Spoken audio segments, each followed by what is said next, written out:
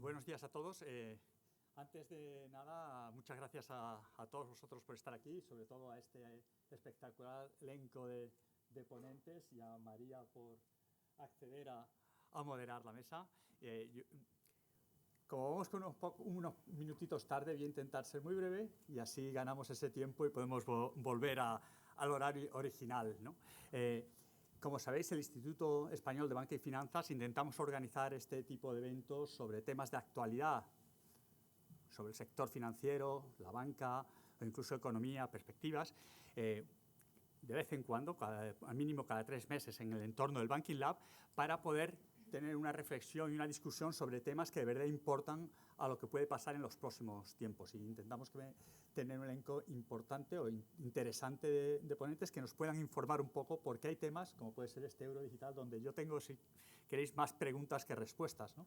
Es decir, suena muy bonito, pero por más que oigo y más que leo, pues me quedan, no sé, más preguntas que respuestas y espero que hoy sepa un poquito más, ¿no?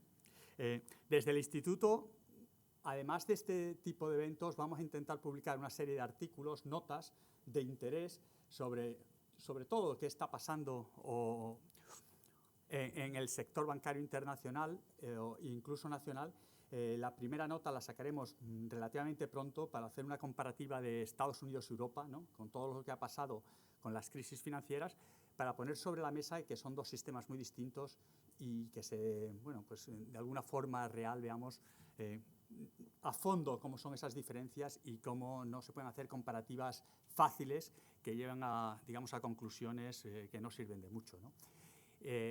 Con eso y dándoos las gracias de nuevo y esperando que nos acompañéis en próximos eventos y que cualquier comentario que tengáis que pueda hacer que estas discusiones sean más fructíferas, os dejo con María Bascal, directora general de la AEB, que va a moderar esta sesión. Muchas gracias a todos.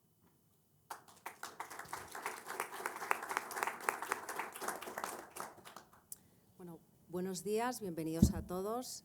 Muchas gracias, Manolo, muchas gracias al Instituto Español de Banca y Finanzas por convocarnos para comentar y compartir opiniones pues, sobre un tema tan de actualidad y tan relevante como el euro digital. Desde el sector bancario español hemos seguido con mucho interés todo este proyecto desde el principio, en estos 2 años de fase de investigación. Hemos participado en las distintas consultas, en foros de trabajo.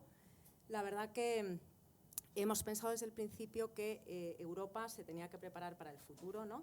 Para determinados escenarios y bueno, pues tener ese trabajo realizado de, en determinadas eventualidades, saber cómo reaccionar, ¿no? Y en ese sentido, pues nos parece acertado el enfoque prudente del BCE de estar preparados para si en algún momento la autoridad monetaria pues tiene que intervenir para garantizar la estabilidad financiera o para garantizar también la soberanía monetaria, por ejemplo, en el caso de una emisión de una moneda estable privada que alcance en el mercado un tamaño sistémico, por ejemplo, ¿no? Y en ese sentido, pues, en fin, el sector ha ido compartiendo su conocimiento, su experiencia con el eurosistema y con las autoridades, ¿no? También es verdad que hemos trasladado en numerosas ocasiones pues, algunos comentarios relevantes como que, oye, entendemos que el euro digital tiene que tener un propósito claro, tiene que tener unos beneficios tangibles para el ciudadano y que de alguna forma dé respuesta a una necesidad real en el mercado. Y en este sentido, pues también nos parece muy importante que se analice sosegadamente y con rigor los impactos que este proyecto tiene y que se trabaje con un calendario, digamos, flexible y amplio, ¿no? O sea, que sin necesidad de correr, porque es un proyecto pues, muy trascendental para Europa, ¿no? en su potencial implementación en el futuro.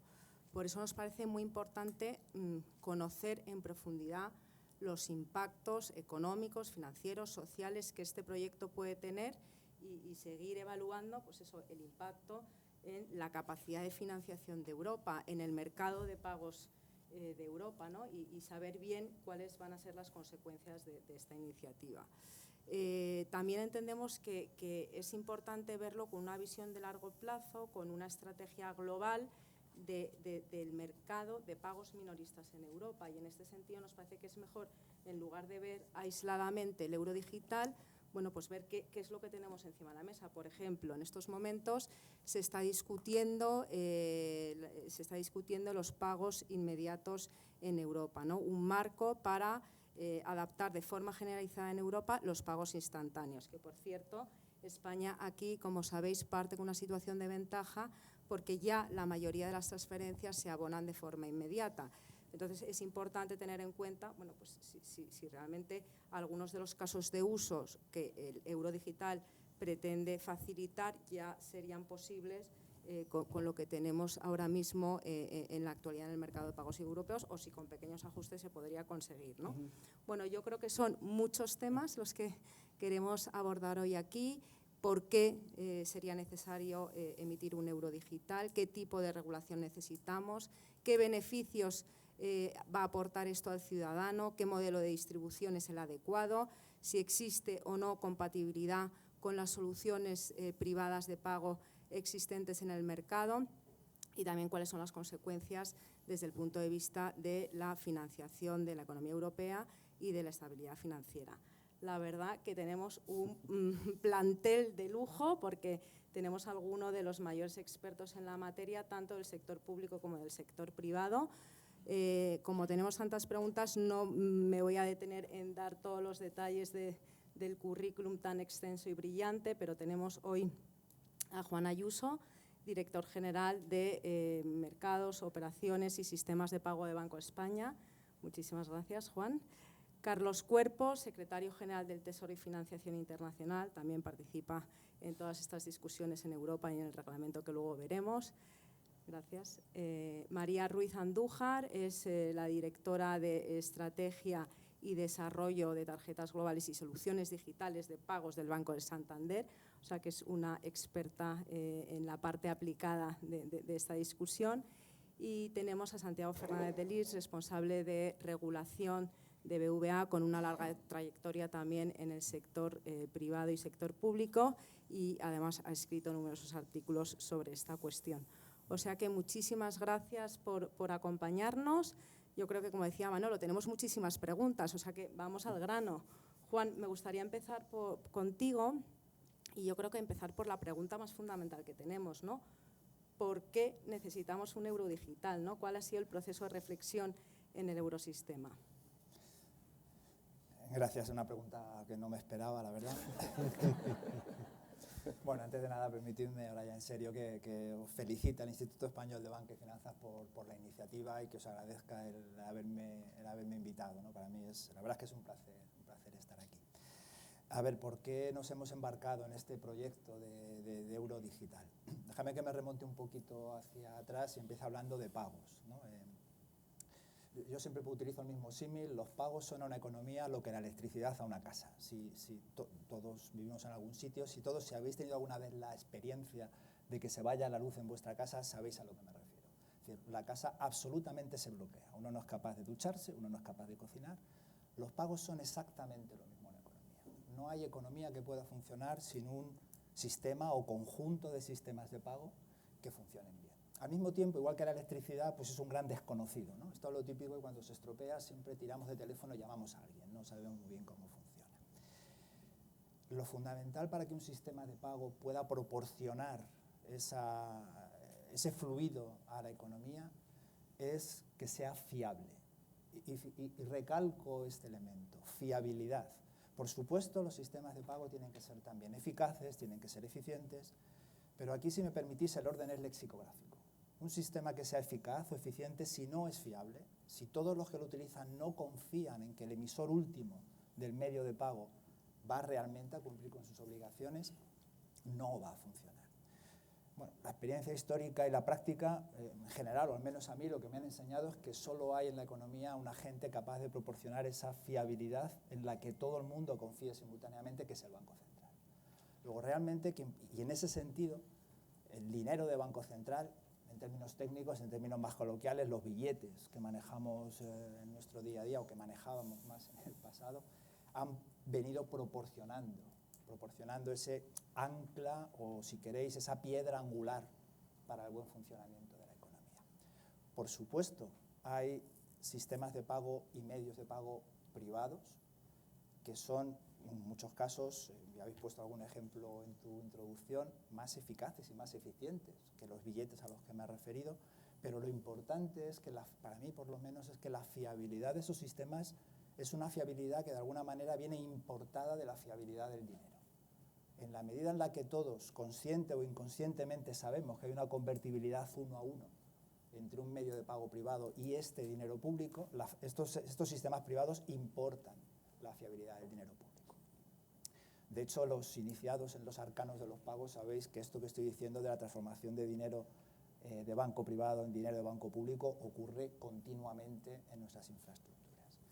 Bueno, una vez, digamos, asentado esto, ahora ya puedo explicar por qué nos hemos embarcado en este proyecto, ¿no? ¿Por qué? Bueno, hasta ahora no había problema para esa fiabilidad. Teníamos ese billetes, efectivo, dinero público que proporcionaba, como digo, ese ancla, ese sustento, esa fiabilidad al sistema. Pero es que en paralelo a eso estamos asistiendo a un proceso de digitalización de cualquiera de las facetas de nuestra vida, y muy en particular de los pagos.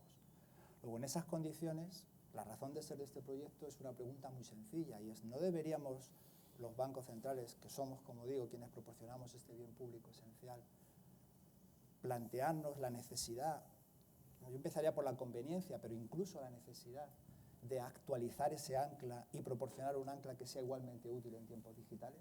Bueno, exactamente esa es la razón de ser de este proyecto, ¿no? Es, de alguna manera, una actualización, por decirlo de alguna forma, del ancla que proporcionamos en este momento con los billetes. Y antes de acabar, y para no extenderme mucho más, dos precisiones que yo creo que enlazan con algunos de los comentarios que has hecho, María, en tu introducción. Primero, la idea es complementar, no es sustituir. Y esto tiene dos dimensiones relevantes. Primero, el objetivo no es sustituir al efectivo.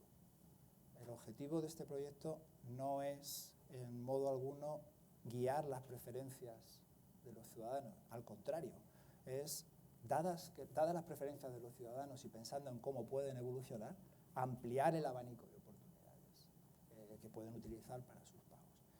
Y la segunda, en esta misma línea, no solo no está pensado que esto compita con el efectivo, tampoco está pensado para competir con estos medios de pago privados a los que me he referido antes. Donde, insisto, aquí la idea es seguir manteniendo esa fiabilidad, e incluso yo lo que esperaría es que, si esto, y luego imagino que en una segunda ronda tendremos ocasión de hablar más despacio sobre plazos y estas cosas, pero si realmente ese proyecto llega a buen fin y acaba emitiéndose un euro digital, Yo lo que esperaría en el futuro es que tuviésemos, igual que ahora tenemos muchos medios de pago articulados sobre el esquema, por decirlo antiguo, analógico, pasemos a tener unos nuevos esquemas de pago igualmente eficaces y eficientes y con servicios de valor añadido proporcionados por la industria en este nuevo mundo digital. Pues muchas gracias, Juan. Carlos, yo creo que en este tiempo también de análisis, ¿no?, y de investigación, bueno, distintas voces señalan la importancia de que el euro digital, si es que llega a materializarse, pues esté apoyado en una base jurídica sólida y democrática, ¿no? Y justo la semana pasada conocíamos la propuesta de reglamento de la Comisión Europea que regula aspectos tan fundamentales como el curso legal, el acceso en toda la Unión Europea y también delimita funciones, ¿no?, entre distintos legisladores. Me gustaría que nos pudieras comentar un poco qué aspectos te parecen más relevantes del reglamento y también si nos puedes un poco señalar las competencias diferenciales que van a tener los colegisladores y el Banco Central Europeo. Gracias. Muy bien, gracias María. Gracias también por la invitación al Instituto y por supuesto a Manolo. Es siempre un placer. Me hacía gracia cuando decías, Manolo, que tenías muchas preguntas y en alguna charla sobre el euro digital el comentario que llegaba era que esto era una respuesta en busca de preguntas muchas veces, ¿no? Entonces, a ver si somos capaces entre todos de cuadrar ese círculo que no va a ser fácil.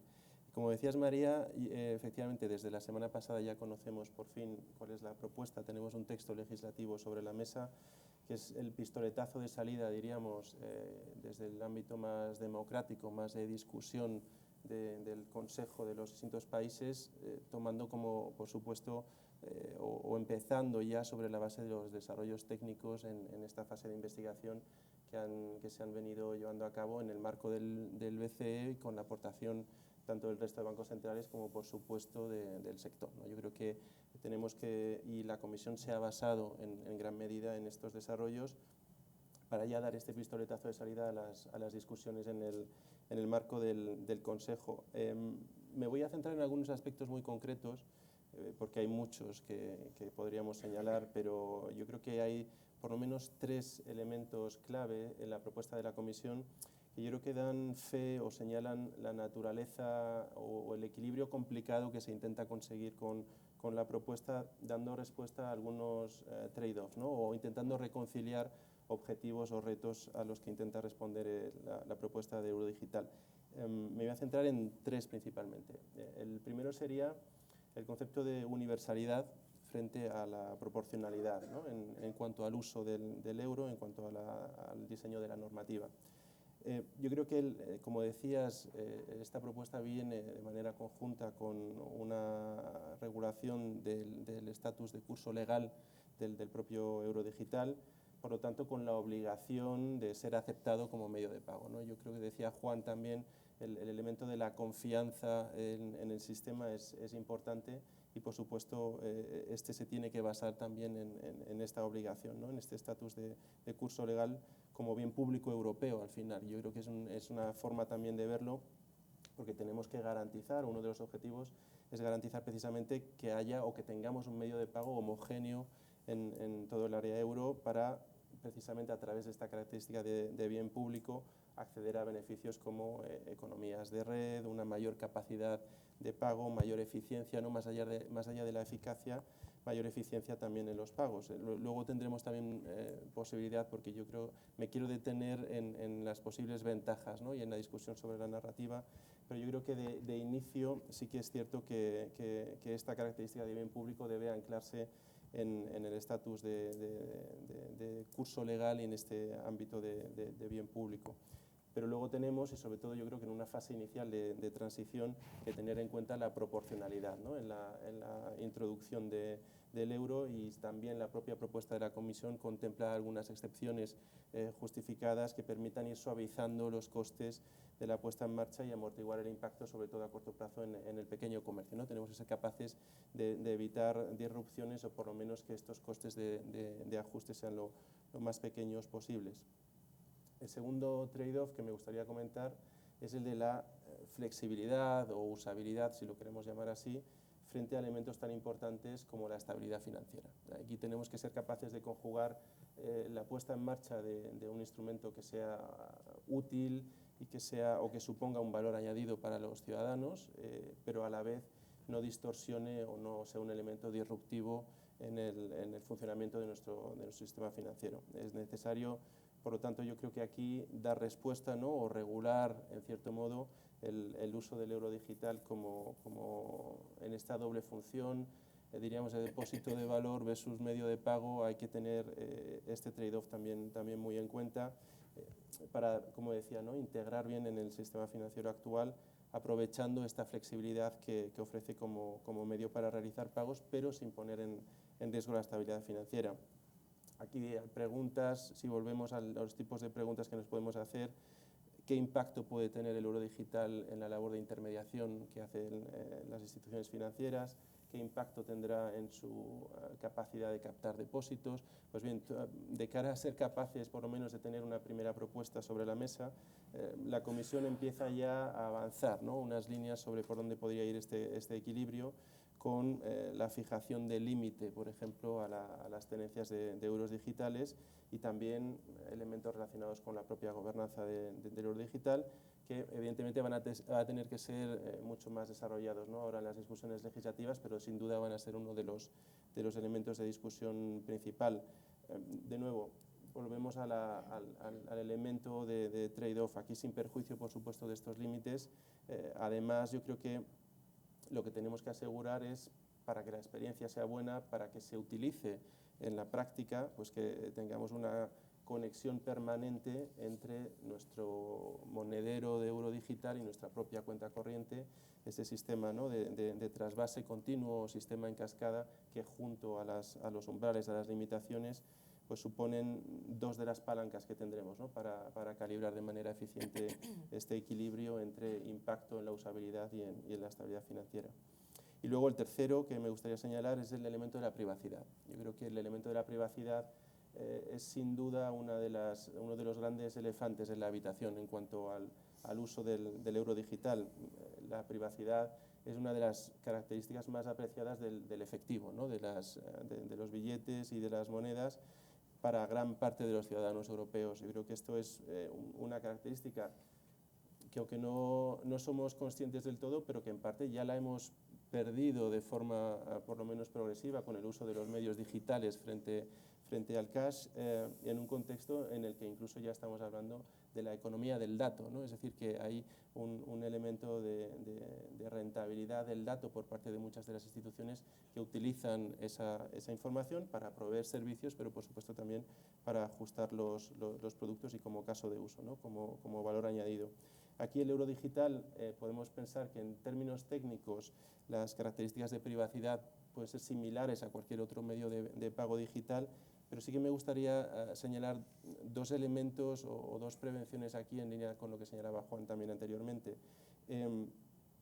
La propuesta de la Comisión plantea la posibilidad de que podamos realizar transacciones offline, es decir, no conectados a Internet.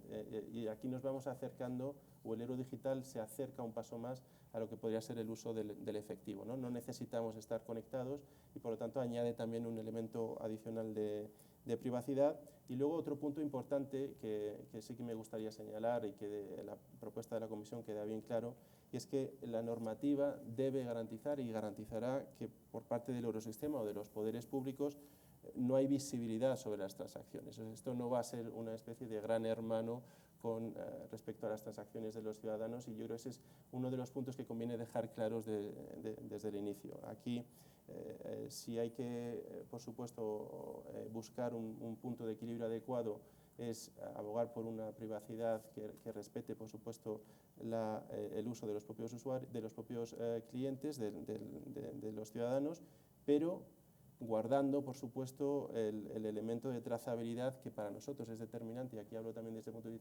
de vista de Tesoro, por ejemplo, para cumplir todos los requisitos en materia de prevención de blanqueo de capitales, ¿no? Yo creo que tenemos que ser capaces, ¿no?, de conservar de nuevo aquí este equilibrio importante. Hay más trade-offs, más problemas a los que la propuesta de la Comisión trata de dar respuesta: distribución por parte de los intermediarios financieros, interoperabilidad con soluciones de pago privadas. Pero bueno, yo creo que ya tenemos sobre la mesa un texto en base al cual poder discutir los detalles, ¿no? Yo creo que este kick-off es un punto importante, y como presidencia yo creo que para nosotros también es importante poder empezar ya a realizar esta labor de mediador o de honest broker con el resto de Estados miembros, sin la presión en este expediente que sí tenemos en muchos otros de tener que cerrarlo, ¿no?, durante la presidencia, afortunadamente, porque como decíais vosotros, este es un expediente que tiene sus propios tiempos y en el que tendremos que poco a poco ir avanzando. No sé si tengo 30 segundos para tu segunda parte de la pregunta, María, que es, diríamos, cómo vamos a ir conjugando, ¿no?, el papel, el rol del Banco Central Europeo con el papel de los colegisladores, o en esta primera instancia el papel del Consejo.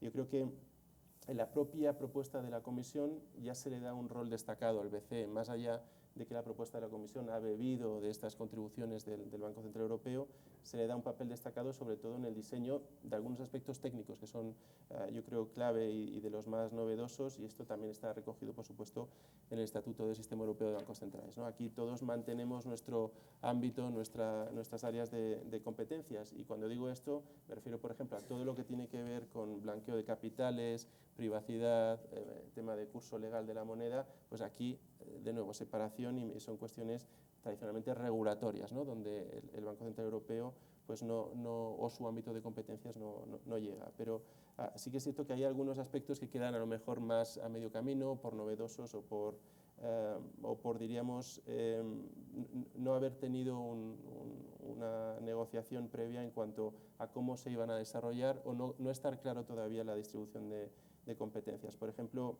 el elemento que señalábamos, la competencia para limitar el uso, ¿no? Yo creo que este es uno de los elementos fundamentales.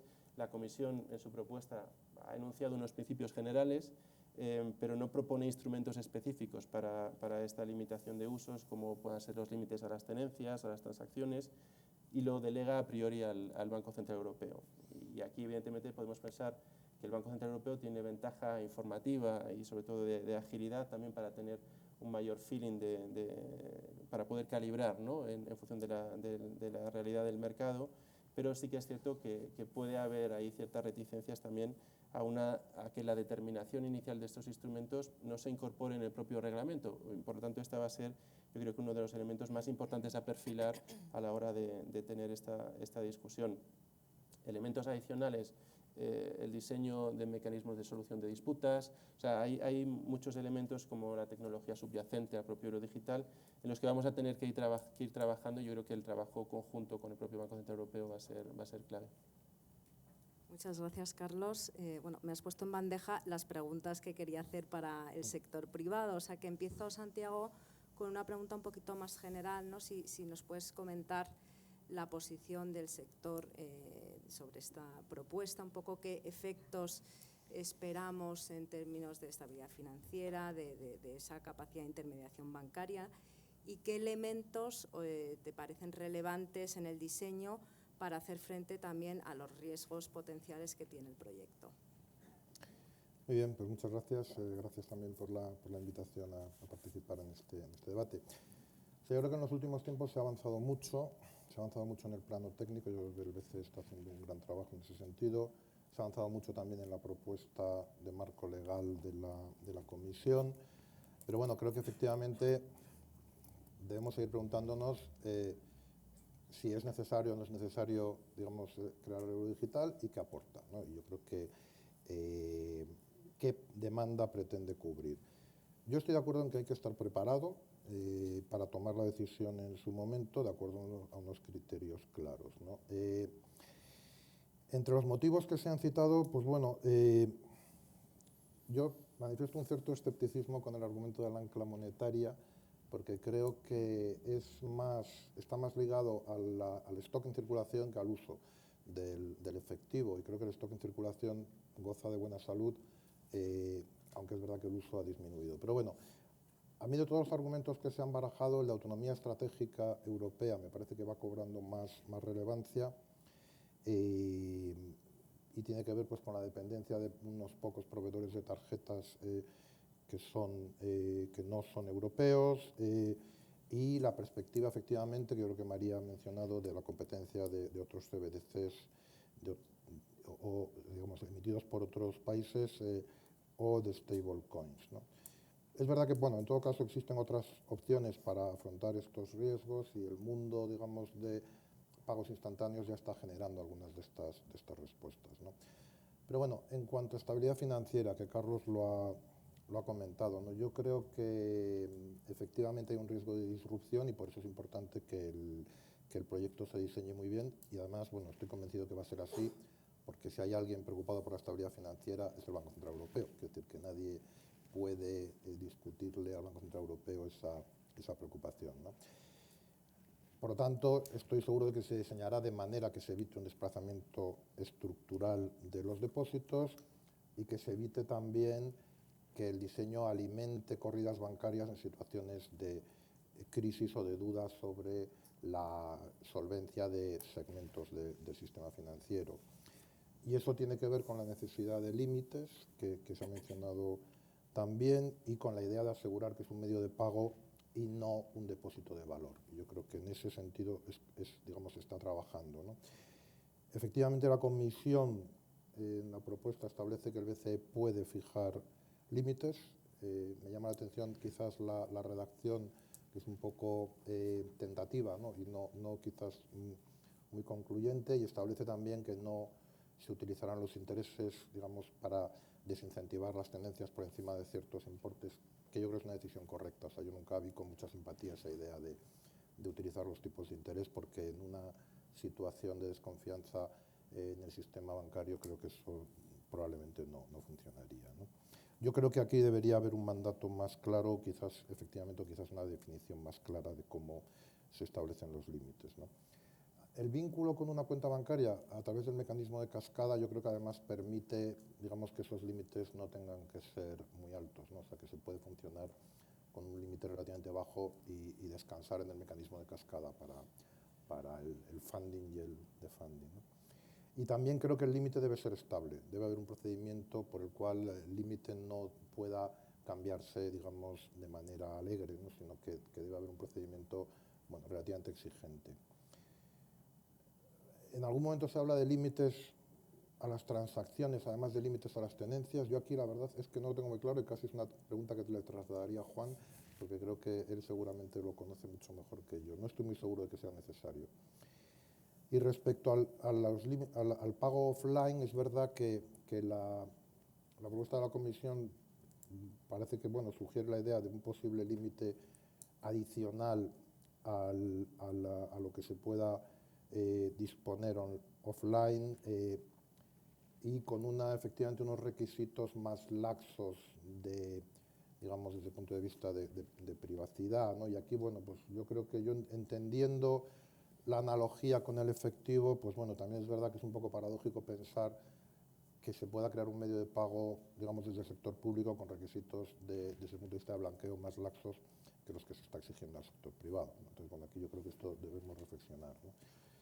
Los costes de implementación yo creo que pueden ser altos y por eso desde el sector estamos sugiriendo desde hace tiempo explotar las sinergias con los pagos instantáneos. Yo creo que aquí María lo explicará seguro que ahora mucho mejor que yo y asegurar la interoperabilidad de los distintos sistemas de pagos instantáneos, de manera que se permita un despegue más rápido y más ágil, ¿no? Creo que debe haber incentivos a los intermediarios y eso debe estar en el modelo de compensación y aquí las ideas que el BCE ha avanzado creo que tienen sentido, o sea, es más o menos por analogía con los servicios ya existentes y efectivamente los incentivos a los emisores son importantes teniendo en cuenta que muchos de los servicios van a ser gratuitos, ¿no? Que la parte, digamos, de servicios básicos es una definición muy extensa y en este sentido pues sí que es importante que haya incentivos. La privacidad, la verdad es que a mí cuando vi los resultados de la primera encuesta del Banco Central Europeo me sorprendió la enorme importancia que se le da a la privacidad, entendiendo que es importante, pero realmente la magnitud, digamos, que está adquiriendo esto en el debate me sorprende un poco, porque además no es precisamente España el país más preocupado, ¿no? Hay otros países con mucha más preocupación por esto. Bueno, digamos, evidentemente es una preocupación que está ahí, pero bueno, también tenemos que tener en cuenta que las soluciones existentes ya aseguran un alto grado de privacidad, es decir, por lo tanto, bueno, pues eso ya está ahí.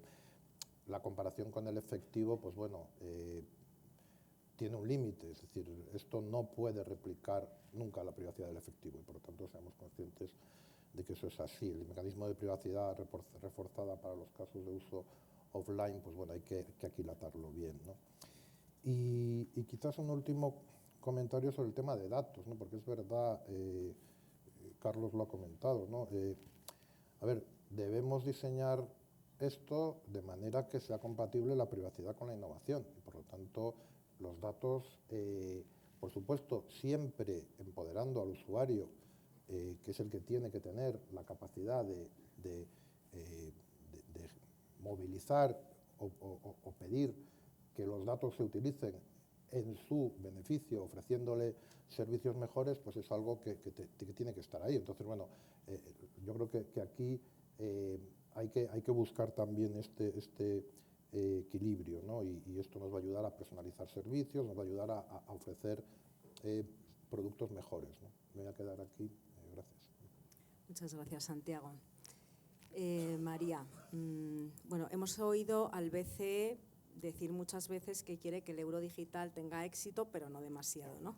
Lo cual, pues, en fin, no sabemos bien cómo se consigue, pero seguramente quiere mitigar los efectos indeseados, pero al mismo tiempo pues, garantizar una aceptación de estos casos de uso que se plantea y un cierto nivel, ¿no? de uso, ¿no? y aceptación del ciudadano. Entonces, con tu conocimiento del día a día en los pagos, ¿qué casos de uso diferenciales le ves al euro digital respecto a las soluciones de pago privado que ya conocemos? Y no sé si consideras que puede haber algún riesgo para estas soluciones privadas si se acaba diseñando el euro digital con alguna ventaja competitiva que pueda poner en riesgo, ¿no? Como decíamos antes, o van a convivir, digamos, pacíficamente. Gracias. Vale, pues nada, lo primero, muchas gracias por la invitación y por estar aquí hoy compartiendo este debate. Yo diría, en primer lugar, que nuestra vocación como industria ha sido en los últimos meses que llevamos trabajando intensamente de la mano pues, de todas las asociaciones, pues ha sido definir la mejor manera para que esto tenga ese éxito, bueno, más o menos relativo, ¿no?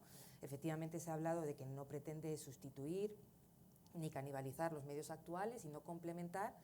Nuestro rol ha sido definir cómo complementar de manera eficiente los medios que tenemos hoy. Los casos de uso que se han definido actualmente por el ECB y donde más se ha centrado es lo que se denomina el P2P, que es el peer-to-peer, el pago instantáneo entre personas, y luego el P2M, que es el pago a merchant, ¿no? a comercios. Y luego hay una parte que es el offline, que bueno, que luego comentaré, ¿no? En el caso del P2P, claro, cuando lo comparas con las situaciones actuales, ¿no? En España la verdad que contamos con una infraestructura, yo creo que de las más avanzadas del mundo. En nuestro mundo, aparte de la adopción de transferencias inmediatas, contactless, te diría, y yo tengo la visión global de los pagos en el mundo donde estamos, en 10 geografías, y somos en España muy avanzados con el pago contactless y con el pago móvil, con el peer-to-peer. Y entonces, hoy en España contamos con esa infraestructura y con una solución como Bizum que permite la transferencia entre personas, que está embebida en nuestro día a día y que cuenta con pues, casi ya 25 millones de usuarios, ¿no? Y que todos los bancos hemos adaptado y hemos demostrado como una solución privada puede ayudar con una gran confianza a poder implementar un caso de uso. Yo creo que uno de los éxitos de Bizum ha sido que toda la industria nos hemos apoyado ahí y que además el cliente está embebido dentro de su app bancaria y por tanto es un elemento en su día a día. Hay que tener en cuenta que los clientes, las apps que más utilizan después de las redes sociales es la app bancaria, ¿no? Y eso está en el día a día. Entonces, el euro digital, a la hora de plantear un P2P, lo que planteamos es, oye, hay una parte que debido a la fragmentación de las soluciones en Europa no está cubriendo. Y es que yo puedo hacer un peer-to-peer a un francés o a un portugués y que eso lo pueda cubrir, ¿no? Con lo cual, esa parte de cross-border europeo, que es una parte que hoy no está, es la que de alguna manera puede aportar valor a los usuarios, ¿no? Y que cualquiera podamos hacer una transferencia inmediata. ¿Qué ocurre? Que esto es un porcentaje muy limitado de las transferencias, es decir, puede ocurrir que sea un 5, un 3%, un 6%, no lo sé, pero menos del 10% eso es así. Y por tanto, para habilitar estos nuevos casos de uso, lo que tenemos que hacerlo es si va a tener un impacto de este calibre y que es valor para el usuario, hacerlo de la manera más eficiente y constructiva, y nuestra visión es, oye, apalancándonos en las soluciones que hoy tenemos. De hecho, en Europa tenemos sistemas domésticos, pues tiene Portugal, tenemos en España, tenemos en Italia, EPI está construyendo su solución, y por tanto nuestra visión es, oye, ¿por qué no hacemos que el euro digital de alguna manera evolucione sobre nuestras infraestructuras que ya tenemos, porque funcionan? Y yo creo que, a lo que decía Juan, la fiabilidad está garantizada hoy por hoy en los medios de pago privados y en esa convertibilidad con el euro, ¿no? Eso es el caso de las transferencias inmediatas con el P2P. Luego vamos a lo que es el P2M, el pago en comercio. Hoy el pago en comercio, os diría también que la adopción en España es de las más altas también de Europa, comparado con Francia, con Alemania e incluso con Italia. Tenemos cerca de 90 millones de tarjetas en circulación. El 30%, y según el estudio, me parece que es del Banco de España, del gasto de las familias se hace a través de las tarjetas, ¿vale? Y son por lo menos 2 transferencias o 2 transacciones a la semana. Las tarjetas están en nuestro día a día, en el mundo digital y en el mundo físico, y es algo, y además con el contactless, la experiencia, pues la verdad que es muy buena. En ese sentido, ¿cómo complementa el euro digital? Pues en el mundo físico nos surgen algunas dudas, porque frente a tener alternativas de ir a pagar la compra con una tarjeta o con el móvil, pues tener otra alternativa que está bien, ¿vale? Pero la cuestión es cuánto nos va a costar poder hacer eso visible, ¿no? Entonces tenemos que buscar y centrarnos en aquellos casos de uso que más valor aportan. Y en eso, como bancos, y nuestro rol y vocación de distribuir el euro digital y que sea exitoso, ¿vale? Pero que sea eficiente también.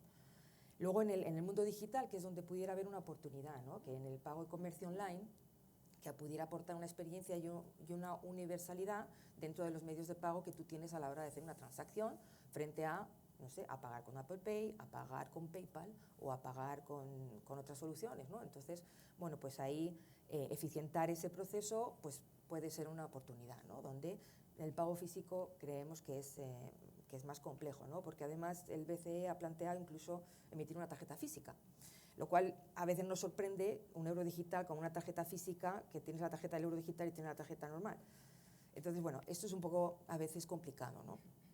El caso de los pagos offline, bueno, puede haber que en la situación de bancarización en otras geografías, ¿no? En España pues lo vemos más limitado, porque en offline hemos podido pagar en los aviones también, pues cuando te querías comprar una Coca-Cola y luego se hace la transacción. La cobertura en este país pues hemos garantizado que es pues plena casi, pero bueno, entonces puede haber casos de uso donde ahí podamos verlo, ¿no? El General del Tesoro se va a poner muy contento. Bueno, y luego el offline, que es que puedas sacar en un dispositivo euros digitales del cajero. Bueno, nos cuesta ver eso, explicarlo al usuario. En resumen, con estos casos de uso, bueno, y quería hacer una matización respecto del efectivo, ¿no? Repasando el último estudio precisamente del Banco de España sobre el uso de efectivo, el 60% de los españoles están utilizando el efectivo todos los días, ¿vale? Y hay un gran consumo de efectivo, se ha reducido del 80 al 60, pero sigue siendo pues un uso que hoy sigue estando, ¿no? Y ayer me sorprendía, de hecho, los datos que veía, con un perfil sociodemográfico muy diferente de las personas, leí ayer, ¿no? Que más de 45 o 50 años utilizan efectivo el 70% de las veces, frente a los más jóvenes que lo hacen un 40%, ¿no? Entonces, bueno, yo creo que aquí hay todavía un pago en efectivo que es bastante relevante. En resumen, desde el punto de vista de los usuarios, nuestra vocación es definir esto de la manera que aporte más valor al cliente y focalizarnos en los casos de uso que no están cubiertos. Y lo que hoy no está cubierto precisamente es ese cross-border europeo y esa autonomía, porque tenemos fragmentados los esquemas domésticos.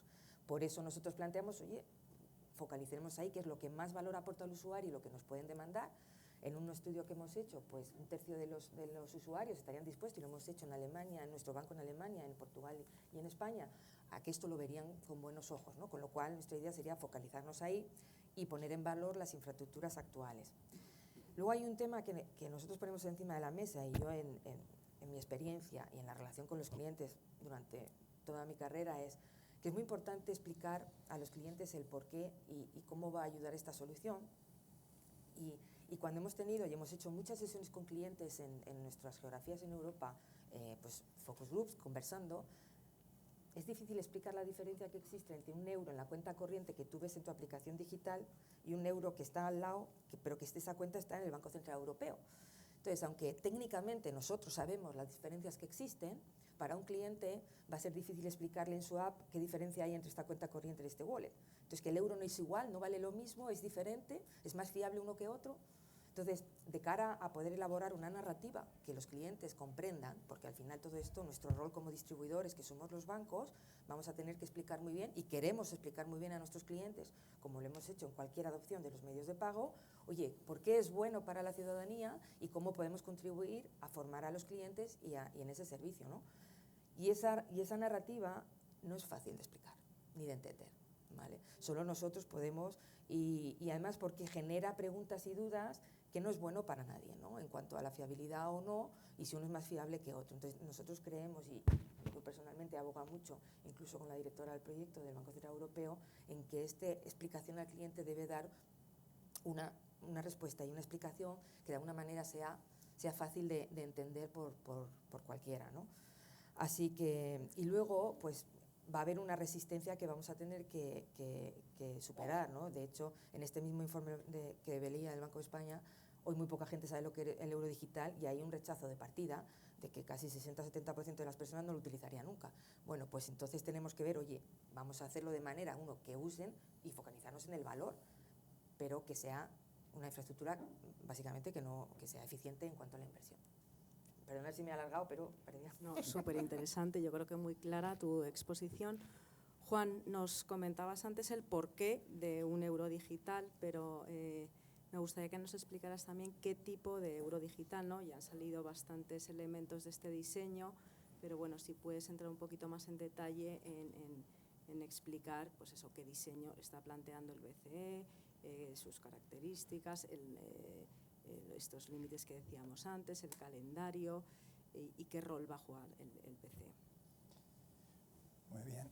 Para contestar a esa pregunta, como la anterior, tengo que empezar por otro sitio. Déjame que empiece por plazos y enseguida vais a entender por qué. Es muy importante, yo creo, tener en la cabeza cuáles son los plazos de este proyecto del que estamos hablando, porque después de escuchar toda la ronda de intervenciones, podríamos estar transmitiendo una falsa sensación de que vamos a salir por esta puerta dentro de una hora o media hora y ya vamos a ir a un cajero a sacar euros digitales. Perdonadme que os eche un jarro de agua fría en ese sentido a todos. A ver, este proyecto, ya sabéis que el Eurosistema tiene una metodología para esto de los grandes proyectos, ¿no? Tiene sus distintas fases. Esta en concreto se abre con una fase de investigación en octubre de 2021 y está previsto que se cierre en otoño, seguramente octubre de este mismo año, ¿no? Son 2 años de fase de investigación. Normalmente las etiquetas de las fases no son lo más apropiadas en general, pero en este caso sí, y es correcto. Es una fase de investigación. O sea, esto es muy importante que todos lo tengamos en la cabeza. La decisión de emitir un euro digital no está tomada. La decisión de emitir un euro digital no se va a tomar a corto plazo.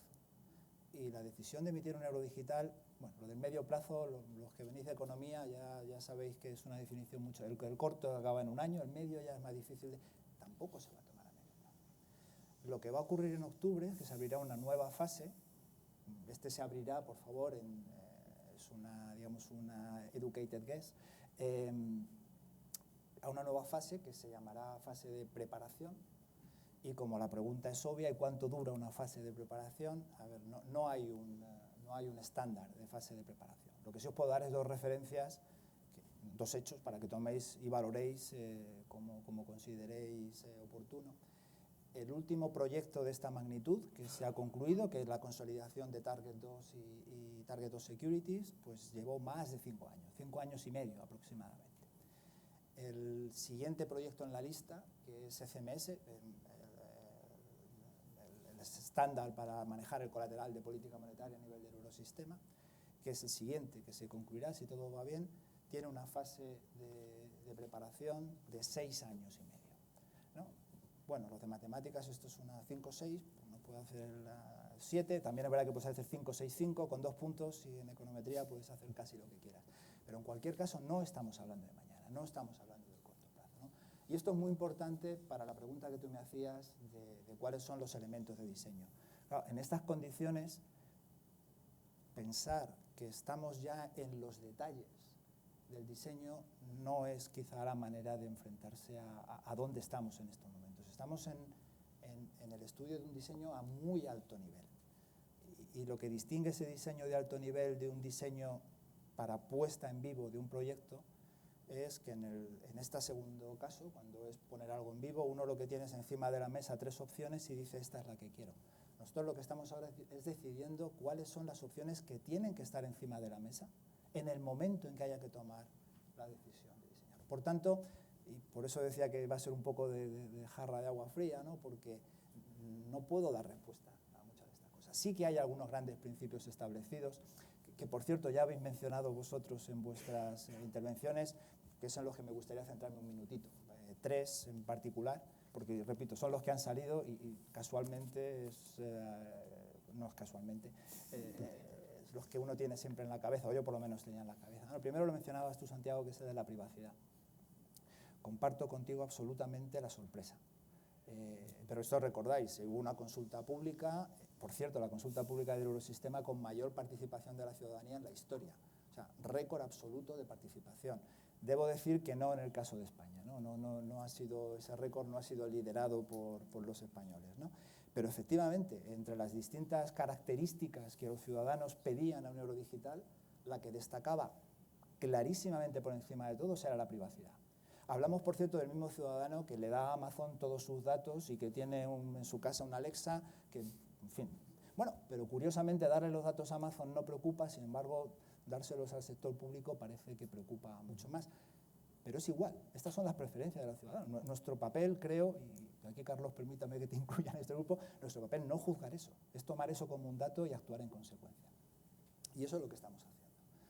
Entonces, y lo habéis mencionado también, no es trivial cómo hacemos un euro digital que sea suficiente, anónimo es imposible, por definición, esto es un medio digital, que sea suficientemente privado como para satisfacer esas necesidades de los ciudadanos y al mismo tiempo que podamos manejar, ¿no? Esto no es trivial y es ahí donde estamos, viendo cuáles son las distintas opciones, cómo combinarla con offline, cómo hacer encajar esas piezas con otras muchas del puzzle, como por ejemplo, y creo que lo mencionabas tú, Carlos, el tema de del dispute management, ¿no? ¿Cómo haces esto compatible con no saber quién está detrás de una determinada saldo, por ejemplo, o una determinada transacción? ¿Cómo hacemos compatible tener un límite a las tenencias de cada ciudadano si no puedes saber qué ciudadano está detrás de una cuenta? O sea, hay una serie de... En fin, esto no es trivial. Pero, como digo, en lo que estamos ahora es en ver qué tecnologías, qué alternativas hay para solucionar eso. Y los otros 2 elementos en los que me quería centrar, déjame que lo relacione. Esto hay un grupo que seguramente conocéis en el BIS, que se llama la Coalition of the Willing. O sea, es básicamente la coalición de los que están dispuestos a, ¿no? Donde está el BIS en capitanea y hay una serie de bancos centrales, entre los que está el Banco Central Europeo. Y estos establecieron hace unos años lo que llaman los principios fundacionales de cualquier moneda digital de Banco Central. O sea, esto no es para el euro digital, es en general, ¿no? Son 3 principios. Curiosamente, el principio es do not harm, no hacer daño. Y eso para un banco central, lo mencionabas tú antes, Santiago, tiene 2 implicaciones obvias. No puedes hacer daño a la política monetaria. Y esto, de nuevo, está llevando mucho tiempo estudiar cómo diseñas un euro digital que no distorsione los mecanismos de transmisión.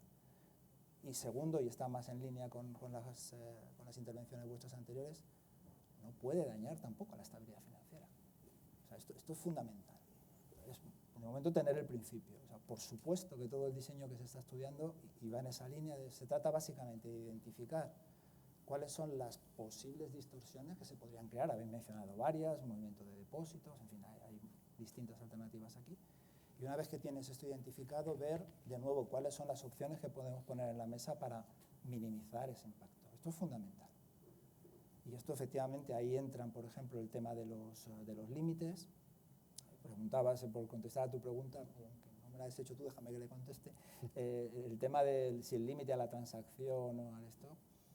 Yo tampoco entiendo muy bien la polémica. Es decir, si tienes un límite al stock, por definición tienes uno a las transacciones, y si es el número de transacciones con una cascada que vaya en las 2 direcciones, tampoco lo entiendo muy bien. Pero de nuevo, esa es mi opinión personal. Pero en la medida en que el debate esté ahí, la gente pregunta, pues tenemos que proporcionar una respuesta, ¿no? Y por tanto hay que efectivamente que estudiarlo. Y ya para concluir, o sea que en definitiva, lo que quiero decir es que estamos en un nivel de diseño todavía muy high level, donde por supuesto todas las opiniones, toda la ayuda que se pueda recibir, como sabéis sobradamente, desde el Banco Central Europeo se agradece muchísimo toda la interacción que se está teniendo con la industria, porque repito, si se trata de identificar distorsiones, pues es bueno tener los dos puntos de vista, ¿no? El punto de vista, digamos, de la autoridad y el punto de vista de quien está en el mercado en el día a día para poder identificarlas bien y diseñar un euro que no cause esos problemas. Y solo quería concluir con también una observación un poco para hacer esto dinámico, digamos, en reacción a... todo esto que estoy diciendo es muchísimo más complicado de llevar a cabo cuando el sistema financiero en el que quieres incardinar una moneda digital de Banco Central es, como es el nuestro, sofisticado y avanzado. O sea, esto en el sand dólar que han metido en Bahamas es trivial de hacer, ¿no? Lo difícil es hacerlo en el área del euro. Pero también es verdad que ese nivel de sofisticación y avance no es el mismo en los 20 ahora países del área del euro. Nosotros estamos, y aquí podemos sacar pecho todos, en una situación realmente privilegiada. Pero Bizum, como bien habéis señalado, es una solución nacional. Hay otras soluciones nacionales en algunos otros países, pero son más los países en los que no hay nada parecido a esto, ¿no? Entonces, también es importante, ¿no? A la hora, digo, es otro de los problemas a los que nos enfrentamos en el BCE cuando tenemos que pensar en estos principios de diseño, que claro, tenemos que mirar al conjunto del ecosistema, yo no, iba a decir de pagos, financiero, en realidad esto va más allá del mero ecosistema de pagos, del área del euro. Y eso, como bien sabéis, dista bastante todavía de ser completamente homogéneo, ¿no? Eso es una dificultad añadida, ¿no? Y algo con lo que efectivamente hay que lidiar durante el reto. Ya sé que no os he dado respuestas a los temas concretos, pero repito, no es porque no quiera, es que realmente no estamos todavía en esa fase del proyecto. Yo creo que esto es importante también transmitir ese mensaje, ¿no? Estamos en la fase, o vamos a estar, si me parece previsible, en una fase todavía de preparación, pero sin que la decisión, esto lo reiteraré todas las veces que haga falta, se haya tomado ni sea previsible que se vaya a tomar a corto plazo. Gracias, Juan. Sí, van saliendo muchos temas. Uno de ellos ha sido, bueno, la dificultad de explicar exactamente qué es esto del euro digital al ciudadano, ¿no? Al ciudadano de a pie, que le puede costar diferencial entre el euro digital o una solución de pago privada.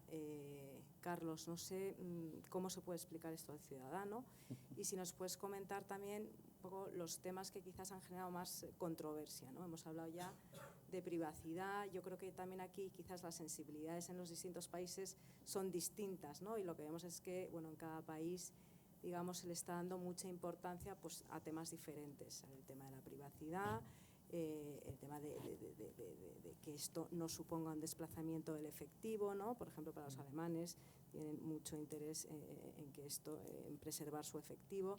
No sé si nos puedes comentar sobre esto y también cómo se están produciendo estas discusiones a nivel de Consejo.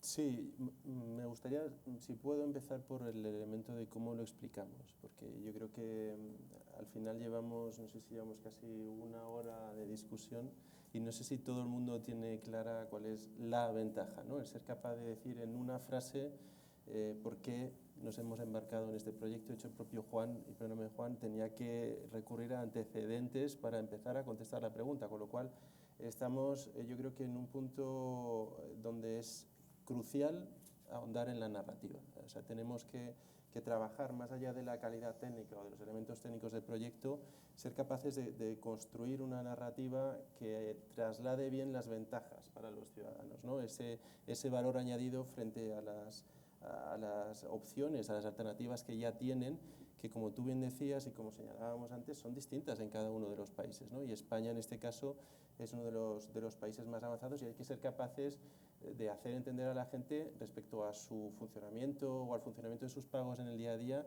qué va a aportar el euro digital, y no estamos ahí todavía. No nos engañemos, porque esto no es una respuesta fácil. De hecho, y aquí engancho con algo que decía Juan también, no debemos tener demasiada prisa, o sea, no debemos correr a la hora de instalar o de instaurar el euro digital sin haber conseguido precisamente que llegue, o que esta narrativa llegue y permee a la ciudadanía.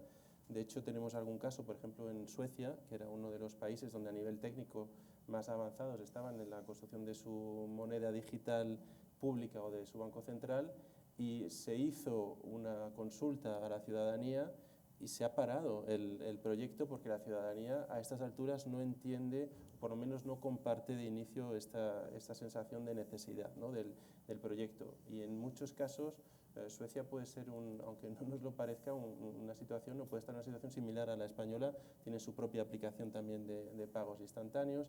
O sea que tenemos que aprender, yo creo que de este tipo de experiencias a la hora de trabajar bien cuál es esta narrativa. Qué significa y qué alternativas o qué mejoras ofrece frente a las alternativas existentes. Hasta ahora, y yo creo que ha quedado claro también en la discusión, tanto en el origen como en la explicación de por qué necesitábamos un euro digital, se ha tendido a recurrir a razones defensivas o negativas, ¿no? O podríamos decir oye, necesitamos un ancla monetaria en un mundo en el cual los pagos cada vez están siendo más digitales y hay unas alternativas privadas que pueden suponer un menor control, mayor inestabilidad financiera. Necesitamos, por ejemplo, también en un contexto donde los principales agentes en materia de pagos digitales no son europeos, fomentar un elemento de soberanía o de autonomía estratégica, ¿no? Todo este tipo de elementos son muy macro, muy elevados, no llegan al ciudadano a la hora de entender por qué yo en mi día a día necesito esto. Con lo cual, de estas razones iniciales más defensivas se pasó directamente a pensar en el caso de uso, en el elemento del euro digital como medio de pago, intentando cubrir algunas de los huecos que existen hoy en día. Y en ese salto yo creo que hemos perdido algo, ¿no? en ese salto, porque no hemos sido capaces todavía de reconciliar estas dos dimensiones, y yo creo que da la sensación de que en origen se pretendía construir un coche. Yo normalmente hago el ejemplo del Ferrari. Construimos un Ferrari porque vamos a necesitar todas las funcionalidades, pero luego estamos justificando la construcción de ese Ferrari por la utilización de la radio, ¿no? Porque es solo una funcionalidad muy específica a corto plazo, aunque más a largo plazo, más a medio plazo, no sé dónde está el medio, no sé dónde está el largo ya, podamos necesitar algunas de las otras opciones que nos permite el euro digital. Entonces, yo creo que falta ese trabajo adicional a corto plazo para ser capaces de venderlo, ¿no? Y aquí todo el esfuerzo que podamos hacer todos, ¿no? en encontrar esos casos de uso específicos, el elemento de los viajes, ¿no? De la interoperabilidad cuando vamos a otro país, y que podamos tener ese bizum europeo, ¿no? Si lo queremos llamar así, que esto para nosotros como país eminentemente con un enorme peso del sector turístico, pues tiene a su vez un elemento que refuerza, ¿no? a las empresas, a la industria turística, de cara a agilizar los pagos también de aquellos turistas que puedan venir a España. Hacerlo de manera fácil, de manera, por supuesto, gratuita, eso va a aumentar, va a beneficiar, ¿no? a este sector. El hecho de que ya se ha comentado aquí, que haya una gran panoplia, una gran cantidad de servicios básicos que puedan ser gratuitos. O sea, hay que, de nuevo, tener el facilitar esa usabilidad en la propia construcción, ¿no? El hecho de que sea sin coste, no entenderíamos otra forma de hacerlo cuando ya hay algunas aplicaciones o algunas capacidades que lo hacen, ¿no? para los usuarios. Estamos aumentando la variedad, las posibilidades que tienen los agentes, favoreciendo la competencia, la opcionalidad para pagar, posibilidad de hacerlo sin acceso a Internet. Aunque son pequeños casos de uso, conforme vayamos sumando, yo creo que será más fácil el ser capaces de presentar un buen ejemplo, ¿no? Un buen caso general. Y luego, además, tiene que estar preparado, no lo hemos comentado, pero hay otros elementos que son la interoperabilidad con otros sistemas de pago, ¿no? Tanto sistemas de pago de monedas digitales de bancos centrales como otros, privados, por supuesto también dentro del área euro, pero fuera del área euro. Y para España, de nuevo, aquí hay otro caso de uso importante, que es, por ejemplo, el elemento de las remesas. O sea, tenemos que seguir, ¿no? haciendo este esfuerzo de buscar y encontrar estas casuísticas que nos ayuden precisamente a avanzar. Hay otro punto que quería señalar aquí, y es que, y lo has comentado tú antes, María, que tenemos nosotros desde luego siempre en mente, que es el tema de inclusión financiera, ¿no? En muchos aspectos, pero yo creo que en el aspecto de los desarrollos relacionados con monedas digitales, de nuevo, la inclusión del conjunto de la población cuando finalmente si es que se da este paso, cuando se dé, pues tiene que ser uno de los vectores, ¿no?, principales, tanto en materia de accesibilidad en el mundo rural, ¿no?, de cobertura en toda España, donde ya pronto llegaremos, ¿no?, a ese 100%, donde además a nivel también de cobertura de redes digitales estamos llegando al 100% de la población. Yo creo que es una dimensión que no debemos perder de vista, más allá de la parte offline u otras que ayuden, ¿no?, también, pero en el propio diseño. Y aquí mencionabas que no veías a lo mejor tanto el uso de una tarjeta específica. Bueno, yo creo que los elementos de inclusión ayudan, ¿no?, a pensar también en este sentido, aunque la fusión en productos únicos pues también evidentemente puede ser importante. El mensaje también clave respecto a la inclusión, que lo he señalado antes, pero quiero volver a decirlo, es que en ningún momento debe plantearse el desarrollo del euro digital, y no se hace así, como un sustituto o un sustitutivo del efectivo. No se está planteando la sustitución de los billetes o las monedas, sino, diríamos, el tener una alternativa en un mundo cada vez más digitalizado. De hecho, me han sorprendido las estadísticas de pago para los mayores de 45 años. Yo hubiera dicho que hacíamos todavía menos uso del efectivo, pero es cierto que además esto varía bastante según los países del área euro. Señalabas también la importancia de tener en cuenta los equilibrios entre diríamos, las ventajas que supone o los requisitos que están pensando cada uno de los países. Yo creo que aquí, en este caso, y me gustaría terminar con esto, desde España debemos liderar el debate, porque efectivamente estamos liderando también el marco o las infraestructuras, la usabilidad y la realidad en toda Europa en materia de pagos, y por lo tanto debemos de ser capaces de una manera propositiva de conseguir que nuestro sistema, que nuestro marco, por supuesto, sea una referencia a la hora de presentar o de definir las características que pueda tener el euro digital. Pues muchas gracias, Carlos. Hemos hablado un poco de forma muy general del papel de los bancos como intermediarios, ¿no?, y como distribuidores del euro digital, y bueno, pues esa capacidad de acercar al ciudadano, a las empresas, el euro digital. Me gustaría, María, preguntarte, bueno, cómo visualizáis el modelo de distribución para que tengan los incentivos adecuados, bueno, pues a estos distribuidores a participar, teniendo en cuenta los costes de implementación, ¿no?, de un proyecto de estas características y que resulte en un modelo de negocio sostenible, ¿no? ¿Cómo lo veis?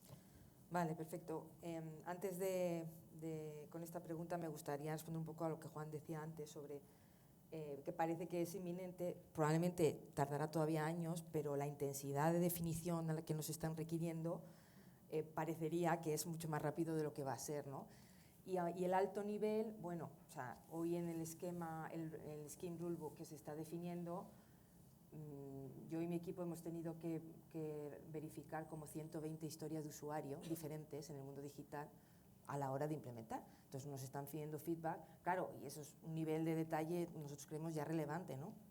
Porque esos 120 son diferentes casuísticas que pueden ocurrir en tu aplicación, en el cajero, en el offline y demás, ¿no? Entonces por eso la sensación que tenemos de que esto está llegando a un nivel de detalle, pues que parece que avanza muy rápido. Y oye, pues llevará el tiempo que lleve, efectivamente la decisión no se ha tomado, pero ese alto nivel nos parece bastante detallado en lo que hoy estamos validando y todos los user journeys que estamos definiendo, ¿no? Con lo cual, por eso creemos que tiene un avance relevante, al menos por lo que estamos validando nosotros de lo que en el Scheme Rulebook se está definiendo. En relación al modelo de negocio, también hago referencia a lo que decía Carlos del Ferrari, ¿no? ¿Cuánto me cuesta construir un Ferrari si lo que me gusta es la radio o el volante? Pues un poco en ese sentido yo creo que el modelo de negocio está. Una buena noticia en las últimas, porque al principio sabéis que el modelo de, bueno, y si no lo explico brevemente, el modelo de negocio de los medios de pago, pues hay dos diferentes, ¿no? Cuando en las tarjetas tienes un banco emisor y tienes un banco adquiriente y tienes una tasa de descuento y tienes una tasa de intercambio, que esto ha venido evolucionando según la regulación en los últimos tiempos para adaptarse y para ser más eficiente para los merchants, los pequeños comercios y demás. Al principio no se planteaba una tasa de intercambio y ahora parece que el ECB ha planteado, y este modelo funciona, hagamos algo parecido, ¿no? En lo que se denomina el modelo de 4 partes y que se equivalga a esa tasa de descuento para el merchant y esa tasa de intercambio para los emisores.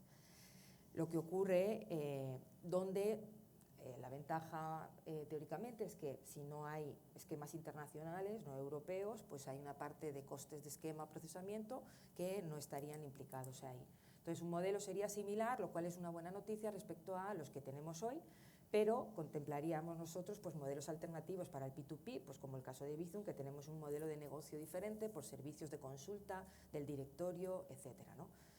Lo que nosotros visualizamos en la construcción de todo el modelo es que depende, ese modelo de compensación está bien, pero visualizamos un gap en cuanto a, depende mucho de la infraestructura. Si se tiene que crear toda la infraestructura de cero y adaptar, hay dos cosas, ¿no? Adaptar la infraestructura de los bancos a la nueva infraestructura que se está planteando, que todavía no está decidida.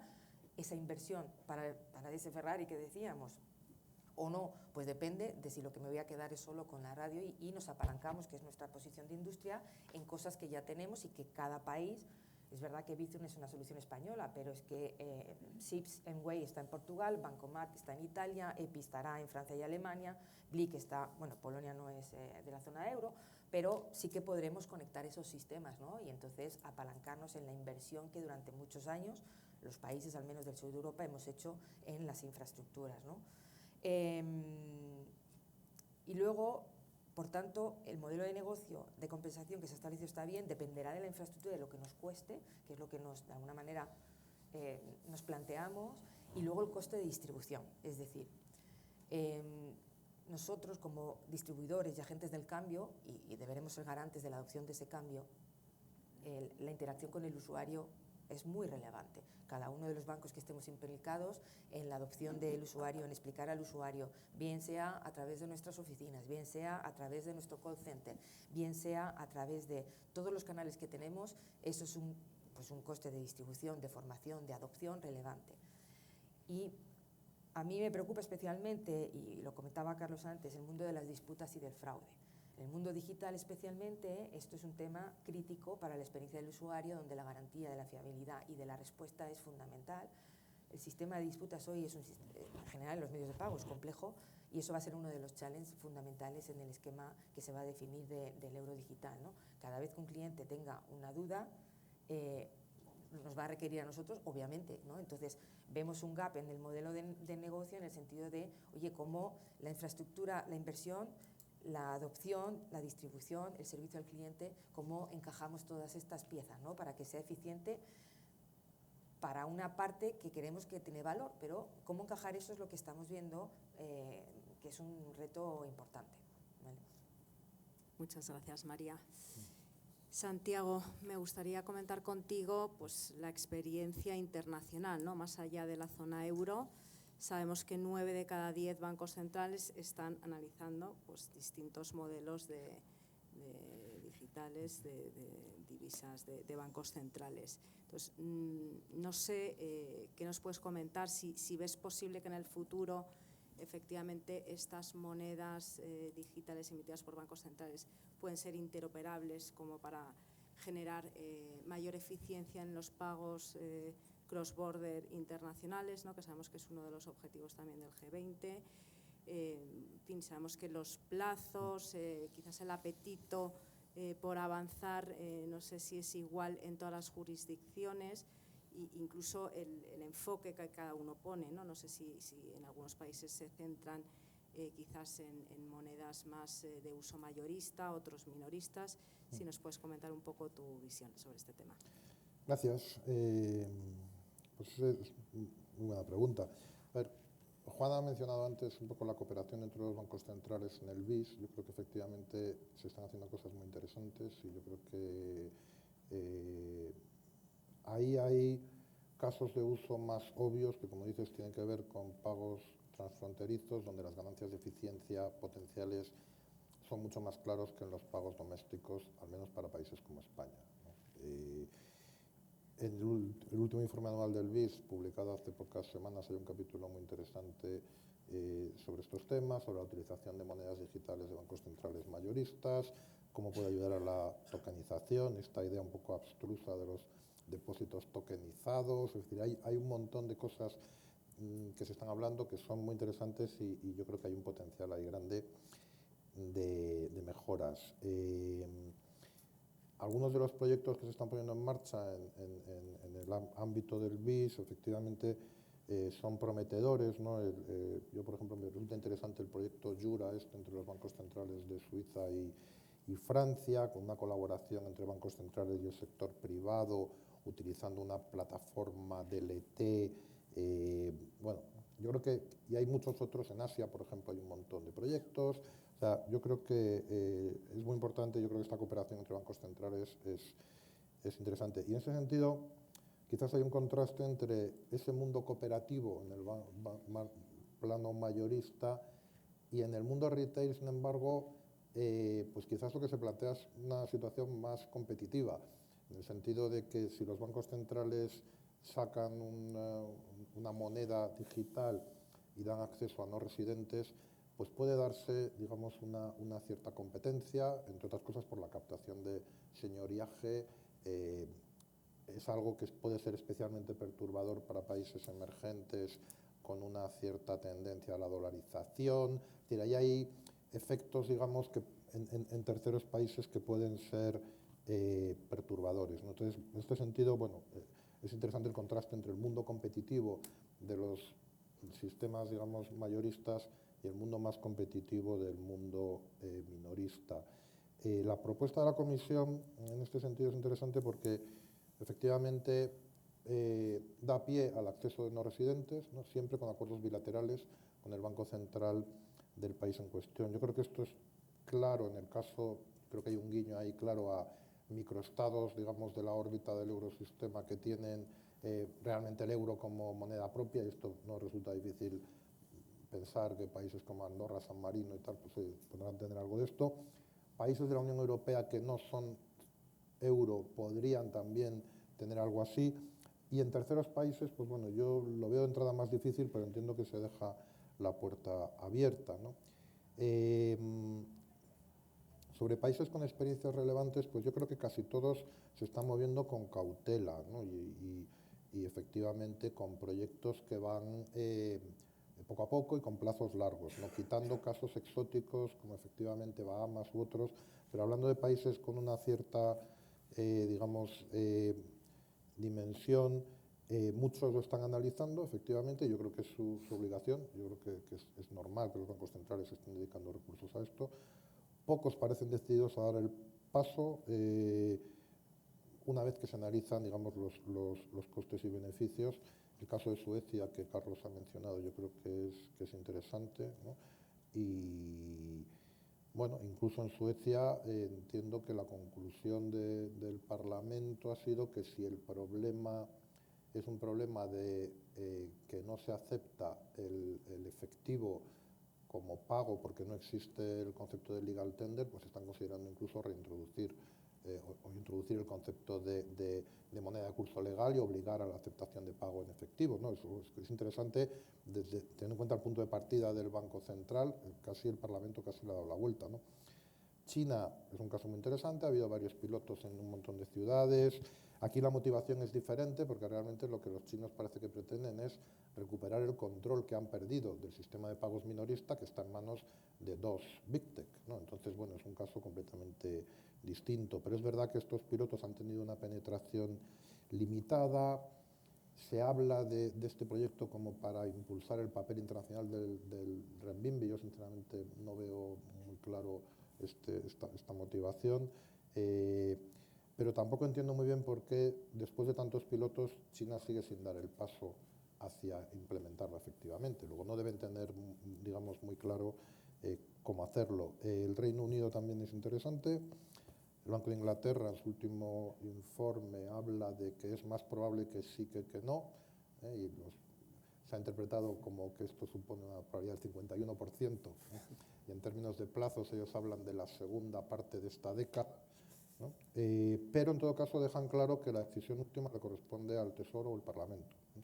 Y esto es algo que comparten la mayor parte de los países, y creo que la configuración del eurosistema es un poquito distinta, y esto es algo que también deberíamos quizás reflexionar, ¿no? Si efectivamente la decisión final es una decisión del Banco Central Europeo o no debe haber una decisión política como en la mayor parte de los países, ¿no? En Estados Unidos yo creo que por supuesto que lo están estudiando, pero probablemente es el menos interesado en el sentido de que, bueno, dado el papel hegemónico del dólar en el sistema financiero internacional, pues tienen pocos incentivos, ¿no?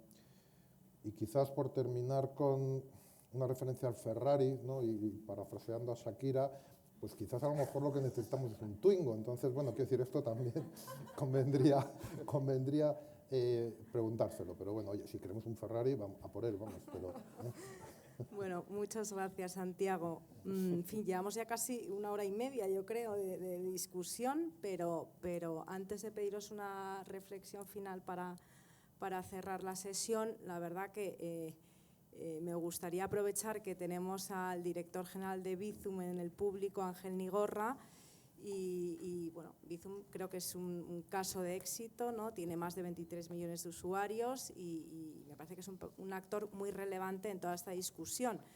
Ángel, me gustaría conocer tu opinión, si crees que es posible que el euro digital pueda desplegarse a través de Bizum, y bueno, pues cuáles serían los beneficios de este modelo y si veis también algún obstáculo para que esto sea posible.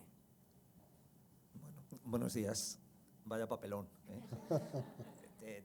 Me siento incapaz casi de aportar nada nuevo porque la mesa ha estado muy completa y, oye, enhorabuena, ¿eh? ¿De acuerdo? Entonces, casi voy a partir de 3 ideas o 3 palabras que habéis repetido varios, ¿no? Una es heterogeneidad, explicación y aprovechamiento, ¿no? Y en esas 3 ideas voy a intentar dar la humilde opinión de Bizum, ¿no? Empezando por la primera, por heterogeneidad. Yo creo que es evidente, ¿eh? El euro digital tiene que ser un esquema paneuropeo por definición, pero los mercados son hoy en día muy distintos. España es probablemente uno de los más avanzados de Europa, no solo por Bizum, yo creo que en tarjetas, en domiciliaciones, en transferencias, pero también por Bizum.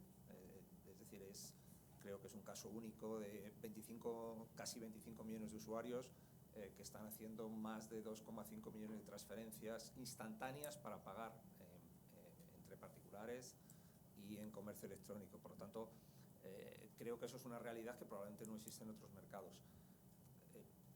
Creo que no podemos obligar a todos los mercados a tener un Ferrari, pero si hay alguno que tiene un Ferrari tampoco debe quedarse en un Twingo, creo yo.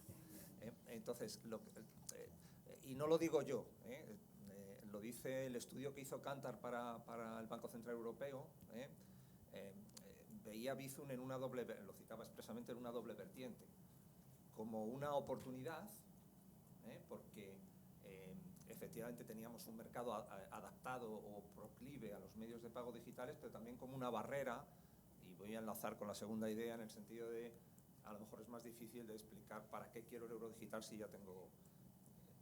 personalizaban en Bizum, pero si ya tengo los medios de pago digitales que hay en España, ¿no?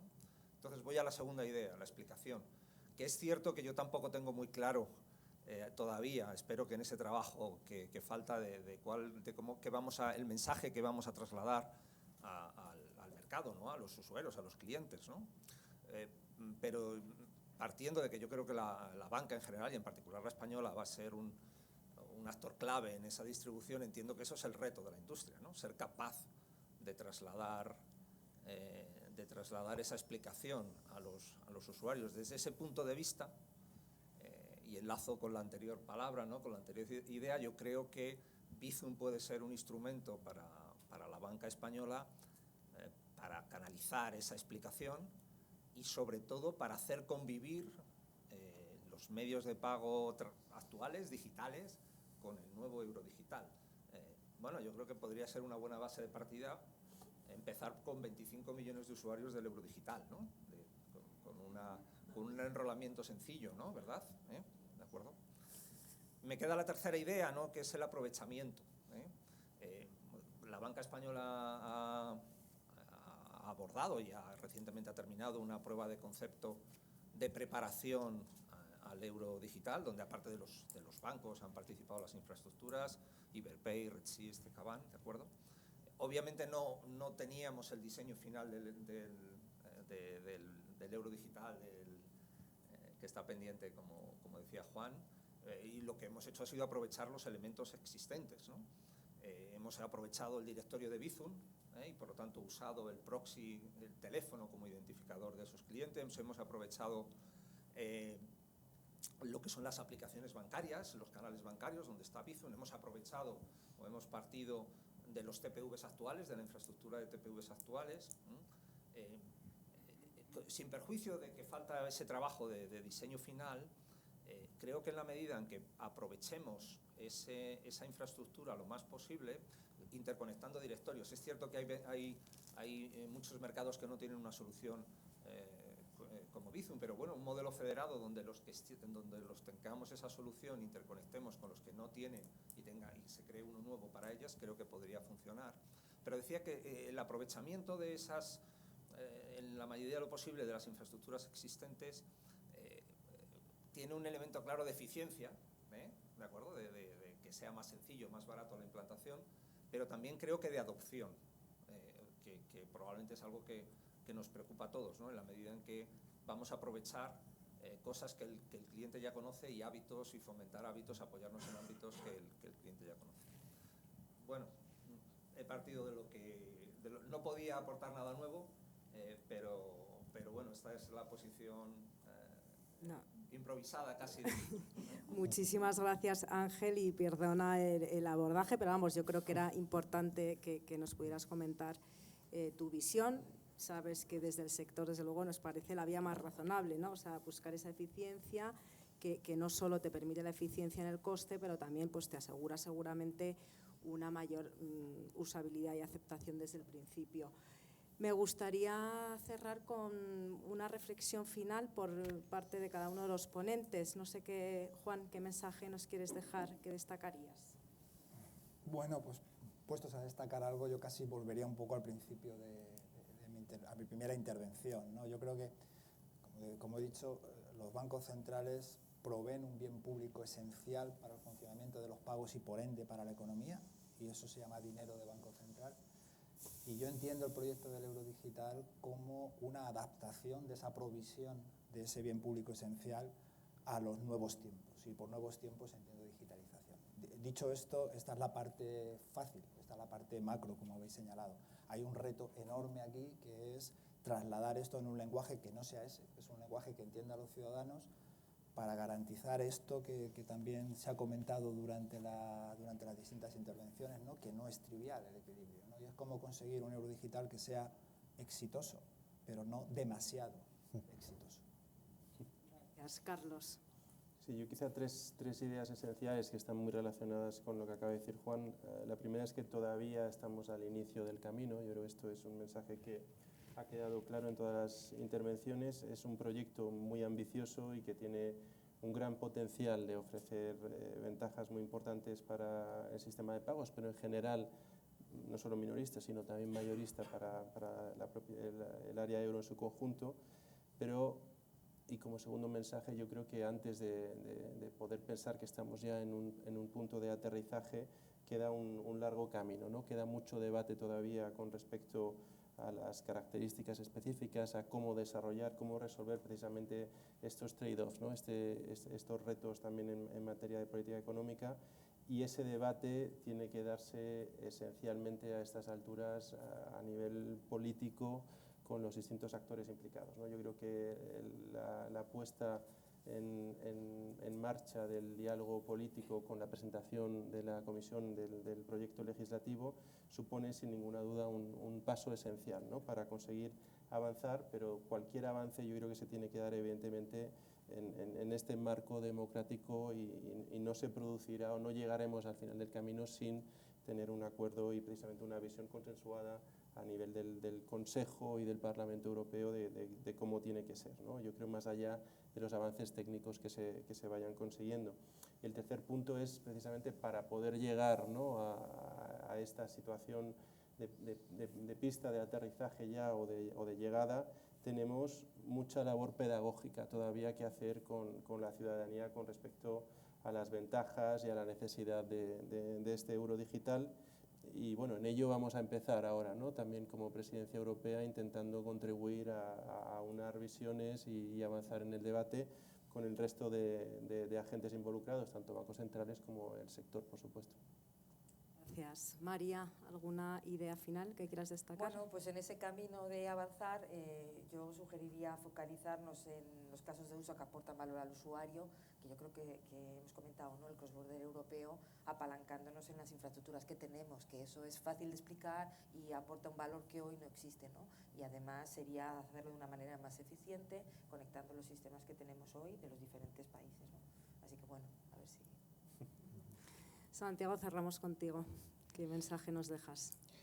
Bueno, pues yo creo que efectivamente, yo creo que el BCE está haciendo un gran trabajo y los bancos centrales nacionales en analizarlo, creo que es su obligación y por lo tanto todo lo que están haciendo tiene sentido y estoy seguro de que valorarán adecuadamente los pros y contras y será una institución, digamos, por excelencia prudente y que tendrá en cuenta todos esos equilibrios de los que hemos hablado y especialmente los que tienen que ver con estabilidad financiera, es el Banco Central Europeo, ¿no? Me parece, como he dicho, muy relevante todo lo que se está haciendo en el mundo mayorista entre bancos centrales en ese marco cooperativo y yo creo que, bueno, pues desde luego, de ahí yo espero que haya cosas muy interesantes. Y en el mundo minorista, pues justo lo que ha dicho María, ¿no? Aprovechemos las infraestructuras existentes y de cara a la presidencia española, oye, contad con todo nuestro apoyo por parte del sector privado en todo lo que podamos ayudar. Ahora lo anoto. Bueno, pues oye, muchísimas gracias a todos. La verdad que ha sido una jornada tremendamente interesante. Yo creo que quizás no tenemos todas las respuestas a todas las preguntas, pero sí que tenemos las ideas un poquito más claras. O sea que gracias y seguiremos discutiendo el tema. Gracias. Gracias. Gracias.